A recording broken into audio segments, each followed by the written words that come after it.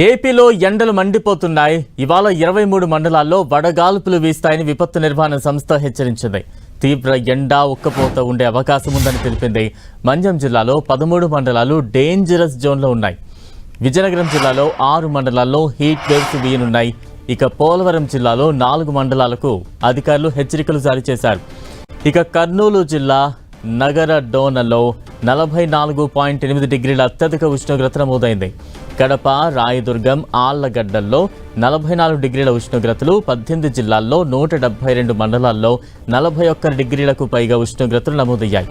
ఎండ తీవ్రత నేపథ్యంలో ప్రజలు జాగ్రత్తగా ఉండాలని అధికారులు సూచించారు.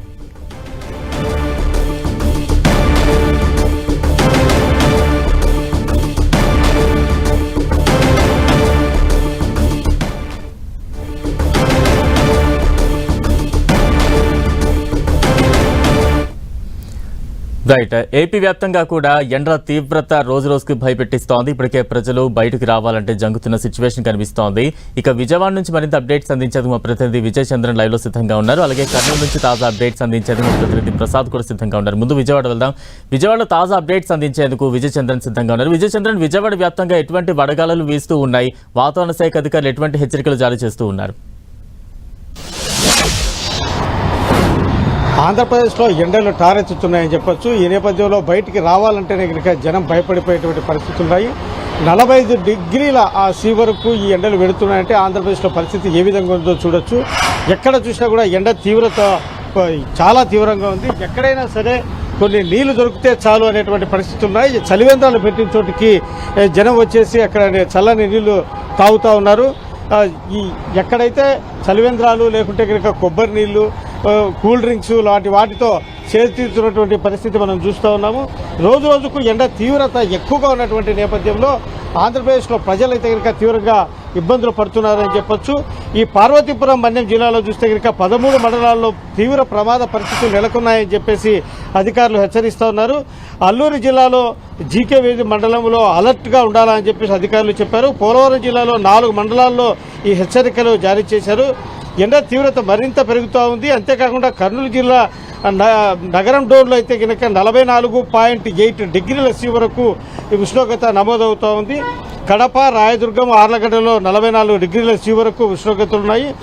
మొత్తం 18 జిల్లాల్లో 172 మండలాల్లో 41 డిగ్రీల సి వరకు ఉష్ణోగ్రతలు చేరుతున్నాయంటే పరిస్థితి ఎంత తీవ్రంగా ఉందో మనం అర్థం చేసుకోవచ్చు. ఈ నేపథ్యంలో వాహనాల్లో తప్ప మామూలుగా బయటికి రావాలంటేనే జనం భయపడిపోయే పరిస్థితులు అయితే నెలకొంటున్నాయి. ఆంధ్రప్రదేశ్లో ఎండల తీవ్రత ఎక్కువగా ఉన్నటువంటి నేపథ్యంలో అధికార యంత్రాంగం అల్లాడిపోతూ ఉంది. అధికార యంత్రాంగం ప్రజలను చాలా జాగ్రత్తగా ఉండాలా, ఎండలకు ఎక్కడ పడితే అక్కడికి వెళ్ళకూడదు అని చెప్పేసి చెప్తా ఉన్నారు. కొంత చెట్ల నీడ దొరికితే చాలు అక్కడికి వెళ్ళి సేద తీరేటువంటి పరిస్థితి కూడా మనం చూస్తూ ఉన్నాము. ఎక్కడ కొంత నీడ దొరుకుతుందా అని చెప్పేసి చూసే పరిస్థితి ఉంది. ఒక్కసారిగా వెళ్లే పరిస్థితులు కూడా లేవు. వాహనాల్లో తప్ప నడుచుకుంటూ పోయే వాళ్ళైతే కనుక చాలా తక్కువగా ఉన్నటువంటి పరిస్థితి చూస్తూ ఉన్నాము. ఈ కొబ్బరి బొండాలు తర్వాత వాటితో కూడా సేద తీరేటువంటి పరిస్థితులు అయితే నెలకొని ఉన్నాయి. ఎక్కడ చూసినా కూడా జనం అయితే కనుక బయటికి రావాలంటేనే భయపడే పరిస్థితులు అయితే నెలకొని ఉన్నాయి. ఆంధ్రప్రదేశ్లో ఎండ తీవ్రతగా ఎక్కువగా ఉండడంతో సంబంధిత శాఖ అధికారులు కూడాను చాలా జాగ్రత్తలు ఉండాలని చెప్పేసి అధికార యంత్రాంగం ప్రజలకు సూచించడం జరుగుతూ ఉంది. ఎండలకు బయటికి రాకూడదు అని చెప్పేసి అధికారులు చెప్తా ఉన్నారు.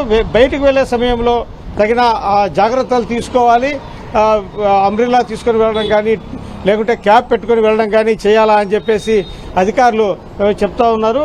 రోజు రోజుకు మరింత ఎండలు తీవ్రంగా ఉండే అవకాశం ఉన్నటువంటి నేపథ్యంలో ప్రజలు చాలా జాగ్రత్తలు తీసుకోవాలని చూస్తున్నారు. ఎందుకంటే పరిస్థితులు మరింత తీవ్రంగా ఉండేటువంటి అవకాశం ఉందని చెప్పేసి వాతావరణ శాఖ అధికారులు స్పష్టం చేస్తూ ఉన్నారు. Right, thank you Vijay. ఇక మనం కర్నూలు వెళ్దాం. కర్నూలు నుంచి తాజా అప్డేట్స్ అందించేందుకు ప్రతినిధి ప్రసాద్ సిద్ధంగా ఉన్నారు. ప్రసాద్,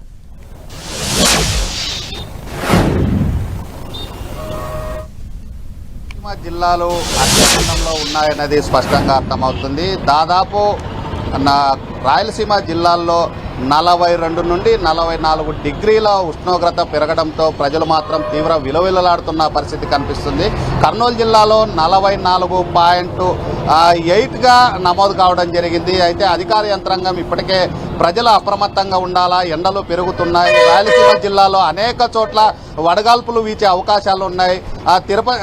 రాయలసీమ జిల్లాలో కడప, అదేవిధంగా అనంతపురం, కర్నూలు, చిత్తూరు ఉమ్మడి జిల్లాల్లో మాత్రం అధిక ఉష్ణోగ్రతలు నమోదు కావడంతో ప్రజలు ఇంటికే పరిమితమైన పరిస్థితి కనిపిస్తుంది. ఉదయం 10 గంటల లోపలే ఏవైనా పనులుంటే చూసుకోవాలా, సాయంత్రం 4 గంటల తర్వాత బయటకు రావాలని అధికారులు ఇప్పటికే ఆదేశాలు జారీ చేయడం జరిగింది. ఉష్ణోగ్రత రోజు రోజుకు పెరుగుతుండడంతో చర్మ వ్యాధులు వచ్చే అవకాశాలున్నాయని డాక్టర్లు చెబుతూ ఉన్నారు. ప్రతిరోజు ఖచ్చితంగా 3 నుండి 4 లీటర్లు వాటర్ తీసుకుంటే సురక్షితంగా ఉంటారు. అదేవిధంగా బీపీ, షుగర్ ఉన్నటువంటి పేషెంట్లు మాత్రం ఎండలు విపరీతంగా ఉన్నాయి, బయటకు వెళ్ళకూడదనేది ఇప్పటికే అధికార యంత్రాంగం చెబుతూ ఉంది. కర్నూలు, అదేవిధంగా రాయలసీమ జిల్లాలో మాత్రం ఎండ వేడిమితో ప్రజలు మాత్రం విలవిల్లాడుతున్న పరిస్థితి స్పష్టంగా కనిపిస్తూ ఉంది.